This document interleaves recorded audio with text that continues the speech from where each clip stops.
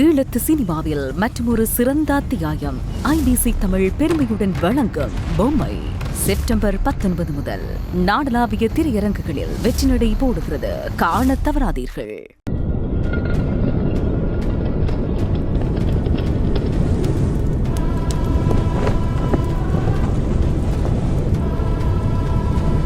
வணக்கம். மற்றும் ஒரு அடையாள பொக்கிஷ நிகழ்ச்சியினூடாக இணைந்திருக்கின்றோம். என்னதான் பலவாறான இடங்களில் எமது முன்னோர்கள் பல ஆயிரம் ஆண்டுகளுக்கு முன்னர் ஆலயங்களை கட்டியிருந்தாலும் வேற்று இடத்தில் இருந்து வருகை தந்த எமது நாட்டவர்கள் அன்றியவர்கள் எமது நாட்டில் உள்ள அடையாளங்களை அளித்தார்கள்.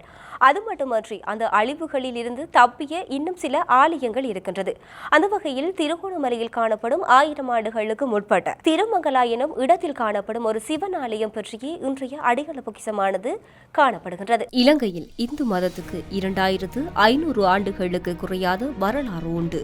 பௌத்த மதத்தை முன்னிலைப்படுத்தி எழுந்த பாலி இலக்கியங்கள் கிறிஸ்துவுக்கு முன் 3ஆம் நூற்றாண்டில் பௌத்த மதம் அறிமுகம் ஆவதற்கு முன்னரே இலங்கையில் இந்து மதமும் அந்த மதம் சார்ந்த ஆலயங்களும் இருந்ததாக கூறப்படுகின்றன. அவற்றுள் இலங்கையில் இருந்த இன்றைக்கு வரையும் 1600 ஆண்டுகளுக்கு முற்பட்ட 3 சிவன் ஆலயங்கள் பற்றி மகாவம்சம் கூறுகின்றது. சமகால இலங்கையில் அதிலும் குறிப்பாக வடக்கு கிழக்கு மாகாணங்களில் ஆயிரக்கணக்கான இந்து ஆலயங்கள் புதுப்பொலிவுடன் காணப்படுகின்றன. அவற்றுள் கணிசமான ஆலயங்கள் ஒல்லாந்தர் ஆட்சியின் பிற்பகுதியில் சுதேச மக்களுக்கு மத சுதந்திரம் வழங்கப்பட்டதன் பின்னர் பழைய ஆலயங்கள் இருந்த இடங்களில் அல்லது பழைய ஆலயங்களின் பெயரை நினைவுபடுத்தி புதிய இடங்களில் கட்டப்பட்டவையாக உள்ளன. போர்த்துகேய ஆட்சிக்கு முன்னர் இம்மாகாணங்களில் இருந்த ஆலயங்கள் பற்றி இலக்கியங்கள், புராணங்கள், கல்வெட்டுகள், ஐரோப்பியர் கால ஆவணங்கள் என்பவற்றில் பல வரலாற்று குறிப்புகள் காணப்படுகின்றன. தற்காலத்தில் இவ்வாலயங்கள் இருந்த ஒரு சில இடங்களில் மட்டுமே அவ்வாலயங்களின் அழிபாடுகள் அடையாளம் காண முடிகின்றன. ஆயினும் அவ்வழிபாடுகளை வைத்து அவ்வாலயங்களின் கட்டட அமைப்பையோ கலைமரபையோ வழிபாட்டிலிருந்த தெய்வங்கள் பற்றியோ அறிய முடியவில்லை. இதற்கு இம்மாகாணங்களின் கரையோரங்களில் ஆதிக்கம் செலுத்திய போர்த்துகேயரும் பின்வந்த ஒல்லாந்தரும் சுதேச மதங்களுக்கு எதிராக கடைபிடித்து கலை அழிவு கொள்கையை இவ்வாலயங்கள் அழிக்கப்பட்டதே காரணமாகும். அவ்வாறு அழிக்கப்பட்ட ஆலயங்களில் கட்டிட பாகங்களை கொண்டே அவர்களின் ஆட்சிக்கால கோட்டைகள், கிறிஸ்தவ ஆலயங்கள், நிர்வாக கட்டிடங்கள் என்பன கட்டப்பட்டன. இந்த உண்மையை அவர்களின் ஆட்சி ஆவணங்களே உறுதி செய்கின்றது. இதனை தற்பொழுது யாழ்ப்பாண கோட்டையில் மேற்கொள்ளப்பட்டு வரும் தொல்லியல் ஆய்வில் கிடைத்து வரும் இந்து ஆலயங்களுக்குரிய கட்டிட பாகங்கள் மேலும் உறுதி செய்து வருகின்றன. இருந்தபோதிலும் போர்த்துகேயர் ஒல்லாந்தர் ஆட்சியில் அவர்களின் ஆதிக்கம் பெரும்பாலும் இலங்கையின் கரையோர பகுதிகளை ஆண்டிய மாகாணங்களில் ஏற்பட்டு இருந்தால் அவர்களின் கலை அழிவு கொள்கையில் இருந்து மாகாணங்களின் உட்பகுதியில் இருந்த ஆலயங்கள் தப்பித்திருக்க இடம் இருக்கின்றது. அவற்றில் ஒன்றாகவே திருமங்கலாய் சிவன் ஆலயத்தை கருதலாம். இவ்வாலயம் திருகோணமலை மாவட்டத்தில் கிளிவட்டி பிரதேசத்துக்கு உட்பட்ட திருமங்கலாய் என்ற வரலாற்று பழமை வாய்ந்த இடத்தில் அமைந்துள்ளது. இவ்வாலயம் பற்றி திருகோணமலை தல புராணங்களில் ஒன்றான திருக்கரைச்சை புராணத்தில் கூறப்பட்டிருக்கின்றது. தற்பொழுது இவ்வாலயம் கிளிவட்டியில் பிரதான வீதியில் இருந்து ஏறத்தாழ 10 கிலோமீட்டர் தொலைவில் மின்சார வேலி போடப்பட்ட அடர்ந்த காட்டின் மத்தியில் காணப்படுகின்றது. இவ்வாலயத்துக்கு செல்லும் பாதையில் பிற்பகல் 3 மணிக்கு பின்னர் யானைகளின் நடமாட்டத்தை எதிர்கொள்ள இருக்கின்றது என்று அங்கு இருக்கும் மக்கள் தெரிவிக்கின்றார்கள். அவற்றின் காரணமாகவே இதுவரை தொல்லியல் வரலாற்று ஆய்வாளர்கள் இவ்வாலயத்தை நேரில் சென்று ஆய்வு செய்வதில் தயக்கம் காட்டி வந்திருக்கின்றனர் எனவும் கூற முடிகின்றது. தற்பொழுது இந்த ஆலயத்தின் பெரும்பகுதி முற்றாக அழிவடைந்து அதன் அழிபாடுகள் அங்கங்கே கற்குவியல்களாக காணப்பட்டிருக்கின்றன. ஆயினும் அவ்வாலயத்தில் கட்டட அமைப்பையும் அதன் கலைமறைவையும் ஆலயம் தோன்றி வளர்ந்த காலத்தையும் உறுதிப்படுத்தக்கூடிய நம்பகரமான ஆதாரங்களை அடையாளம் காணக்கூடியதாக இருக்கின்றது.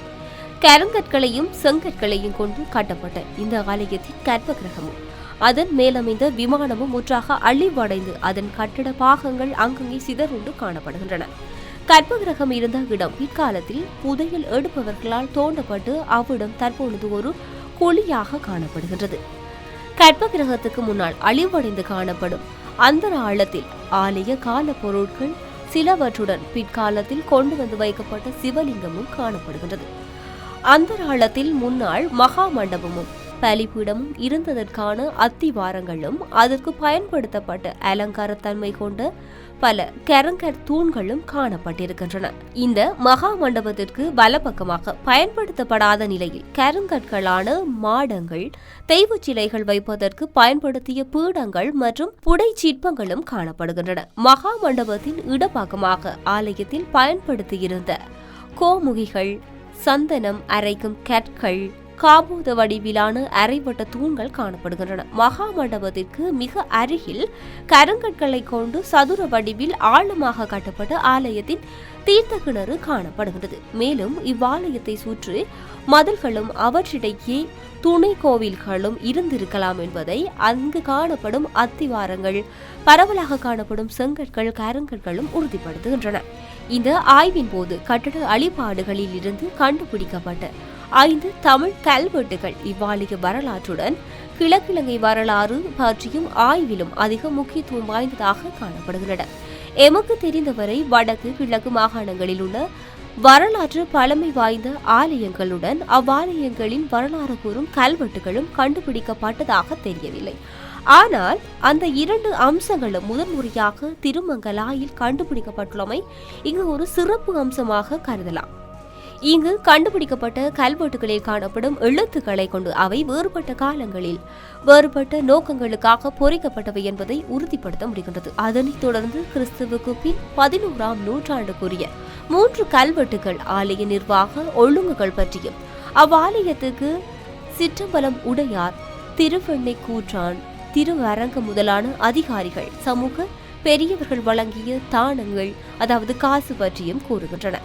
கிறிஸ்துவுக்கு பின் 15ஆம் நூற்றாண்டு 16ஆம் நூற்றாண்டுக்குரிய ஏனைய 2 கல்வெட்டுகளும் அவ்வாலயத்துக்கு பசுக்கள் தானமாக வழங்கப்பட்ட செய்திகளை கூறுகின்றன.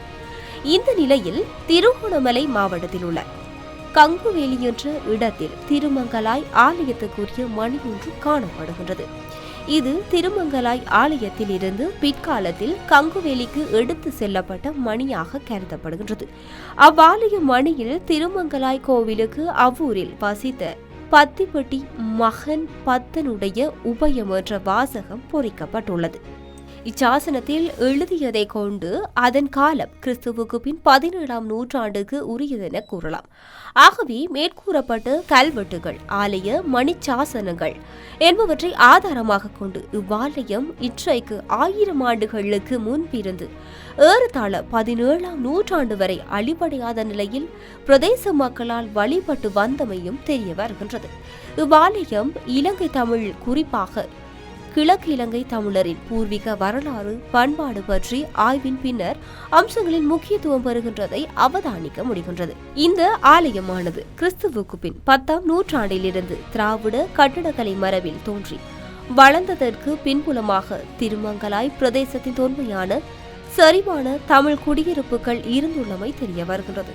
இந்த உண்மை எமது ஆய்வின் போது பிரதேசத்தில் அங்கங்கே புற தேவைகளுக்காக வெட்டப்பட்டிருந்த ஆழமான குழிகளிலிருந்து கண்டுபிடிக்கப்பட்ட 10ஆம் நூற்றாண்டுக்கு முற்பட்ட மண்பாண்ட ஓடுகள், கூரையோடுகள், சுடுமண் உருவங்கள் முதலான சான்றுகள் உறுதிப்படுத்தி நிற்கின்றது.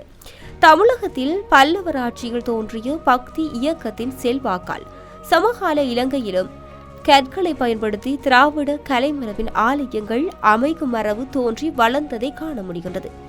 அவற்றுள் சோழர் ஆட்சியின் தலைநகரமாக இருந்த பொலனறுவையில் கட்டப்பட்ட 2ஆம் சிவன் தேவாலயமே இலங்கையின் இதுவரை ஓரளவு முழுமையாக கண்டுபிடிக்கப்பட்ட காலத்தால் முந்திய திராவிட கலைமரபில் கட்டப்பட்ட ஆலயம் என கூறப்படுகின்றது.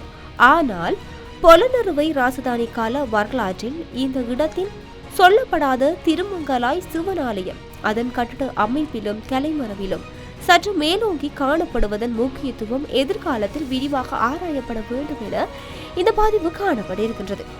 சோழர் ஆட்சியிலும் சோழர் ஆட்சிக்கு பின்னரும் பொலனறுவைக்கு அப்பால் வடக்கு கிழக்கு இலங்கையிலேயே சோழ ஆட்சியாளர்கள், தமிழ் அதிகாரிகள், தமிழ் வணிக கணங்கள் முதலியோரால் கட்டப்பட்ட ஆலயங்கள் பற்றி பல தமிழ் கல்வெட்டுகள் கூறியிருக்கின்றன. ஆயினும் இக்கல்வெட்டுகள் கூறும் ஆலயங்கள் எந்த இடங்களில் இருந்துள்ளன என்பது பெரும்பாலும் இதுவரை அடையாளம் காணப்படாமலே இருக்கின்றன. ஆனால் திருமங்கலாய் ஆலயம் பற்றி கல்வெட்டுகளும் ஆலய அமைப்புகளையும் அதன் கலைமரபையும் அறியக்கூடிய அரிய பல ஆதாரங்கள் அதன் முறையாக கண்டுபிடிக்கப்பட்டுள்ளமை இவ்வாதாரங்கள் கிழக்கிழங்கை இந்துக்களின் வரலாறு பண்பாடு பற்றிய எதிர்கால ஆய்வுகள் முக்கியத்துவம் வாய்ந்த ஒன்றாகவே கருதப்படுகின்றது. இலங்கையில் அனுராதபுர ராஜதானியில் கண்டுபிடிக்கப்பட்ட ஒரு சில பௌத்த ஆலயங்களே தற்காலத்தில் வழிபாட்டுக்குரிய ஆலயங்களாக காணப்படுகின்றன. ஆனால் அனுராதபுரத்திலும் இலங்கையின் ஏனைய இடங்களிலும் கண்டுபிடிக்கப்பட்ட பெரும்பாலான ஆதிகால இடைக்கால ஆலயங்கள் இலங்கையின் மரபுரிமை சின்னங்களாக பிரகடனப்படுத்தப்பட்டு பிற்காலத்தில் அவை சுற்றுலாத்துறையின் முக்கிய மரபுரிமை மையங்களாகவே செயல்பட்டு வருகின்றன. ஆனால் திருமங்கலாய் சிவன் ஆலயம் கிறிஸ்துவுக்கு பின் 10ஆம் நூற்றாண்டிலிருந்து 1964 ஆண்டு வரை அங்கு வாழ்ந்த மக்களின் பிரதான வழிபாட்டு ஆலயமாகவே இருந்துள்ளது. இந்த உண்மையை அவ்வாலயத்தில் கண்டுபிடிக்கப்பட்ட கல்வெட்டுகளும் ஆலய மணியில் பொறிக்கப்பட்டிருந்த வாசகங்களும் அங்கு பரம்பரையாக வாழ்ந்து வந்த மக்களின் நில உரிமை பத்திரங்களும் உறுதிப்படுத்தி இருக்கின்றன. இந்த ஆலயத்தின் பழமையையும் அதன் வரலாற்று பெருமதியையும் எமது இப்போதைய சமூகத்திற்கு நாம் எடுத்து கூற வேண்டும். அதனை பாதுகாக்குமாறும் கருத வேண்டும். இருப்பினும் விலை மதிக்க முடியாத எமது மரபுரிமை சின்னம் ஒன்று எம் கண் முன்னே மண்ணுக்குள் மறைந்து போவதை வேடிக்கை பார்க்க கூடாது. ஏனெனில் கடந்த 30 ஆண்டு கால அனர்த்தத்தின் பல தடவைகள் இடம்பெயர்ந்து வாழும் மக்கள் மீண்டும் தமது சொந்த கிராமங்களுக்கு திரும்பிய போது தமது இருப்பிடங்களை காட்டிலும் தாம் வழிபட்ட ஆலயங்களை மீளுருவாக்கம் செய்வதிலே அதிக அக்கறையும் கவனமும் செலுத்தியிருக்கின்றார்கள். இது ஒரு தமிழ் மக்களின் பெருமைக்குரிய விடயமாகவே கருதலாம். இது மதத்தின் மீது எமது மக்கள் உள்ள அதீத நம்பிக்கையை காட்டுகின்றது. ஆனால் திருமங்கலாய் சிவன் ஆலயத்தை ஒரு வழிபாட்டு ஆலயமாக மட்டும் பார்க்கவும் கூடாது, கருதவும் கூடாது. பலதரப்பட்ட மக்களின் பார்வையில் இவ்வாலயம் இலங்கையில் உள்ள தேசிய மரபுரிமை சின்னங்களின் ஒன்றாக நோக்கப்பட வேண்டும்.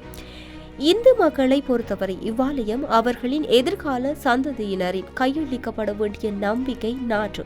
அதற்கு அப்பால் இலங்கை இந்து மதத்துக்கு நீண்ட வரலாறு உண்டு என்பதை அடையாளப்படுத்தும் விலை மதிக்க முடியாத ஒரு மரபுரிமை சின்னமாகவும் இது கருதப்பட்டிருக்கின்றது.